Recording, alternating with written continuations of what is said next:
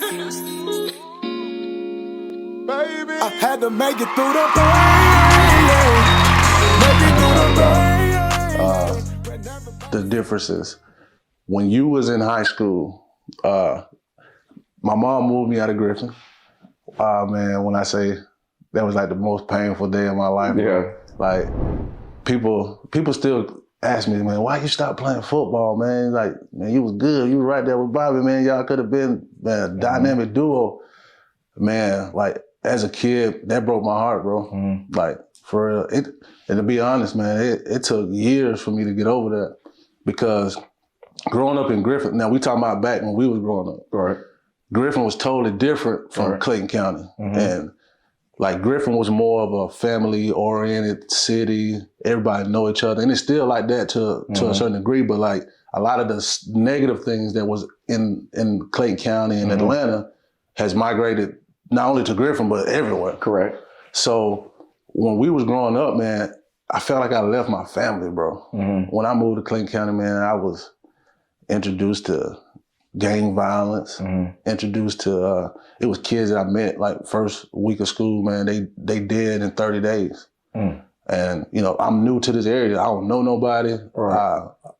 I'm losing brothers like you, Tree, Leon, man. I had visions from a kid of what we was gonna do in high school. Right. And I felt like I was robbed of that. So it took me a while to get past that. And I would live through you guys. Like, no lie, bro. I would always talk about, man, Griffin gonna do this and Griffin gonna do that. Right. And like, man, Griffin, like, they're like, Griffin? Man, what that? Yeah. You know what I'm saying? Like, everybody always downplayed Griffin. So I was like the biggest cheerleader, man, of not only Griffin, but you as well and Leon, because I played with y'all and I had a good connection with y'all. So me on the outside looking in, I don't have that insight that I had from the recreation. So that's why I want to ask you, how was that journey, man, when y'all was dominating in high school and y'all made it to the championship one year, right? No, we was Final Four, Griffin High. Final Four. Yeah. How was your high school journey, like that transition from, because that's the biggest stage before you leave the city. That's when everything you're doing is amplified. Like, and you always was on the big stage because back then we used to be in the newspaper every week.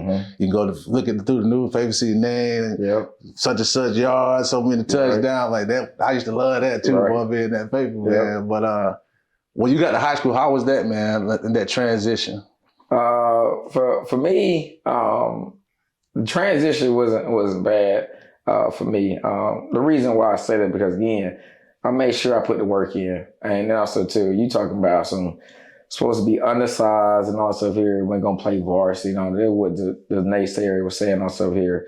That only motivated me. Period. For one, did nobody know really what I was about but me. You know what I'm saying? Because they look on the outside and see how short I am also here. But at the end of the day, you can't measure this right here. And again, my mentality, you would thought I was 6'5". Yeah. You know what I'm saying? Because again, I didn't care who you were. Yeah. I didn't care what you had done. I can attest to that. That's been Bobby since he existed. Yeah, I don't lack confidence. But the reason why I don't lack confidence, because again, I know how I train, I know the work I put in. That's why I don't lack confidence. And also too, like I say, at the end of the day, you put your clothes on where I put my clothes on. You bleed like I bleed. Why should I fear you? Yes, sir. As simple as that. I don't care how big you are, none of that. I'm going to use my talent to my advantage, period. Yeah. And so the transition was fine, whatever for me. I just had something to prove.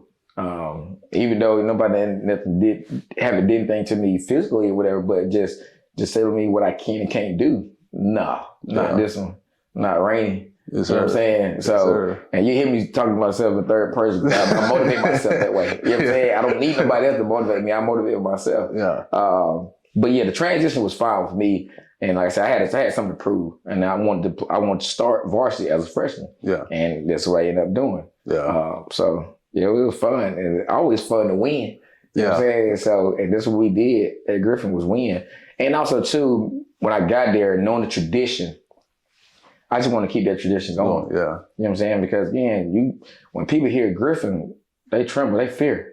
You know what I'm saying? Now, you may have the kids our age didn't know about it because, again, they went deep into, you know what I'm saying, the game itself or whatever. But with them old head here up there in Lovejoy or the Clay County area or Atlanta area, they know Griffin. Yeah. You know what I'm saying? Our peers may not know, but they know Griffin. Yeah. You know what I'm saying? So I try to keep that going. For sure. You know what I'm saying? Because also, too, I'm trying to get to something as well. So I'm basically going to put hand in hand, meaning I want to keep this legend going, the tradition going, and also, too, help myself as well. Yeah. So, and that's what it was, though. Because it basically ended up lining up to what I was about. You know what I'm saying? Because, again, being a bully in that game. And that's what my mindset was, though. Yes, sir. So it ended up transitioning fine for me. Gotcha. So another thing from the outside looking in, I noticed they had you kind of, everybody know you as a running back. What the world knows you as a running back. Griffin, we know you as the athlete. Right. So when I see you, I thought when you got to high school that they were just exclusively going to use you as running back. Like, if you would have told me they would have had you a quarterback and like you played with some linebackers, I think. Well, it was strong safety, but Rover is a linebacker anyway. So, Gotcha. yeah. So I'm seeing you. What shocked me the most when they was using their quarterback, I'm like, man, I'll put that ball in the backfield and get in the ball. He's gonna score.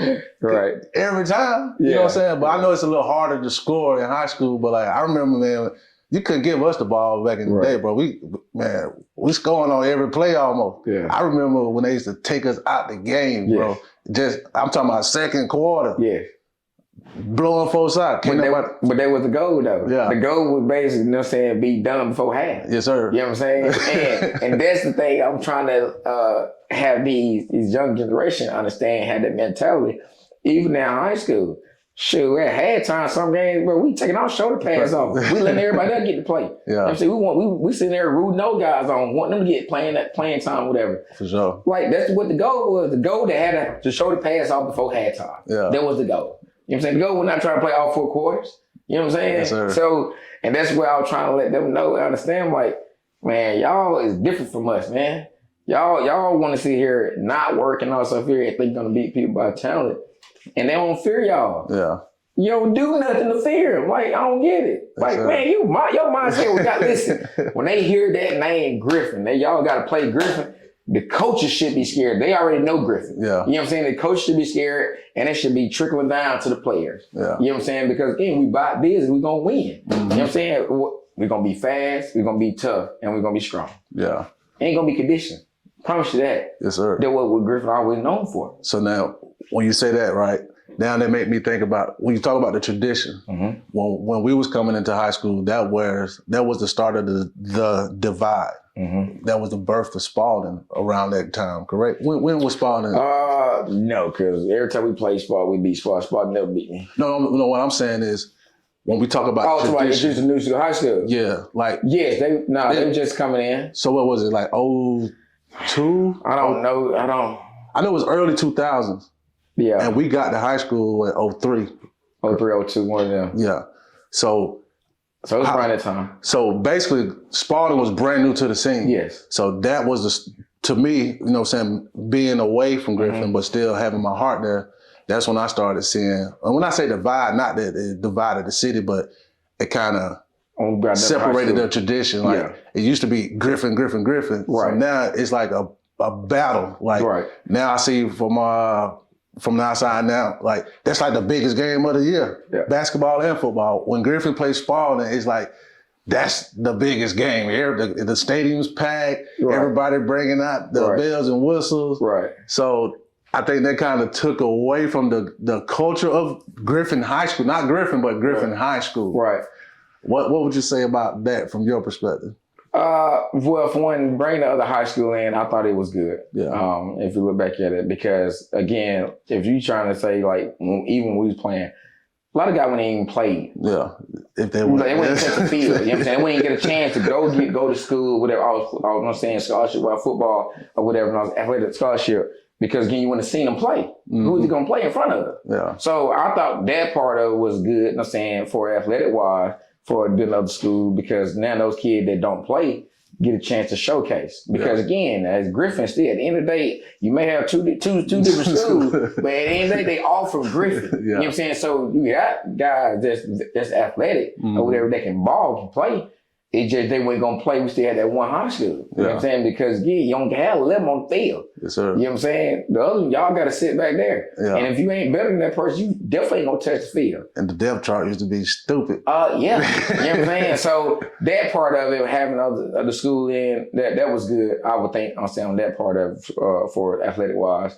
And then for as when they started doing okay in or whatever, like I said, I never lost to them as a player, period. Because at the end of the day, if you wouldn't go to Griffin, you pretty near, and if you didn't go to Griffin, play at Griffin, that means you weren't gonna play anyway. Yeah. So that's why you went over to the other school or whatever. Why would we be nervous or scared to play that school over there? You know what I'm saying? That makes zero sense. Yeah. So, and we all do that. And our coach instilled it in us or whatever. Well, he had to instill it in me. I wouldn't like to let them, those schools beat me anyway. But they had a, matter of fact, they had one year that, they was pretty good. I think they ended up going to, I think they didn't make it to the Dome. The Mario and the linebacker, Jeffrey. Peoples. Oh yeah. Yeah, so that year they was pretty good. But at the same time, we played them.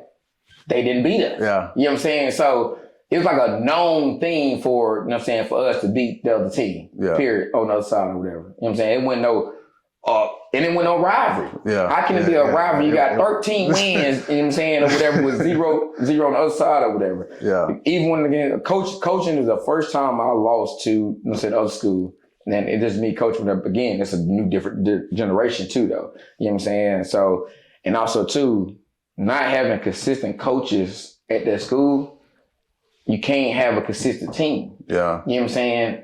So, and that's what that divide came from, because it still should have been Griffin winning, other school not winning. I think Griffin dropped off big time. Again, this is me outside of Griffin, but looking in when Coach Devo left. Coach Steve divorced and he built a program. You know what I'm saying? So it go from when you in middle school, you already know what school you're going to. Yeah. You know what I'm saying? And usually the middle schools are running the same offense that we ran, the high school was running. So you're already getting prepared to go to Griffin. Yeah. Because he built a program. It wasn't no, and this one the same thing with the other schools still over there now. Still, you getting guys set up with the dogs get set up to go to Griffin. Because again, that's all we did was win. You know what I'm saying? And that's what he built. He built the program. He was there for a amount of years. So when he left, you got other coaches coming in doing 2 years using Griffin as a stepstone. Yeah. They get gone. Then you get another guy coming in. They in 2 years. They get gone. Yeah. So it's no consistency or stability there. Gotcha. So now you got different coaches coming in. Okay, you got other coaches that's from Griffin, because the coaches coming in ain't from Griffin. Yeah. You know what I'm saying? You got coaches over the other side over there from Griffin. So now they get to talking. So now the kids want to go over there now. You know what I'm saying? That's how I think that divided. But still, to me, and it's just my passion. I don't know whether I'm just biased, whatever. They should never beat us, though. Yeah. It's just me. For sure. You know what I'm saying? So, but yeah. All right. So now I want to get back to your journey of high school. What was that recruitment process like? What recruits you had looking at you? I heard in a recent interview you've done that Western Kentucky was one. Of course, they was recruiting you because that's where you ended up going. Mm-hmm. But I remember you saying one reason why you picked them was because they was there every week. Like they showed you that. Yes. They showed you that they wanted you. Right. Outside of Western Kentucky, what were the splashes here and there of schools that was coming out to recruit you? As far as the biggest school that I had out of West Kentucky, though, was Georgia Tech. Gotcha. They wanted to offer me, right before the season started, the only thing I had to make was a certain amount of SAT or whatever. Again, SATs are very long. I can't sit in one place for a very long time. Bro. You know what I'm saying? They just me, and I'm honest with myself. You know what I'm saying? And I couldn't do that. I would go to sleep because I can't sit in one place for a very long time. I had to be moving around, doing something, whatever, and I can never get there. The score, I got close to the score or whatever, but they would never. I never got to where they wanted me to be at. So I didn't go there. But again, that was a blessing anyway, because again, I'm a procrastinator when I was in school. So, and Georgia Tech is not a school that you go procrastinate at. So everything worked out anyway. Yes, sir. But yes, West Kentucky, they was there just like every week. And again, they knew Georgia Tech came in or whatever, and then it was on my radar or whatever. But then again, they didn't care, and they must have knew something that I didn't know. Yeah. Or whatever. They came there every week, man. Yeah. So, and also when I took the visit there, it was similar to Griffin.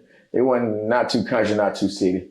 You know what I'm saying? And when I say like not too country, because again, we were 35 minutes, 40 minutes from downtown Atlanta. Yeah. Griffin is. All right.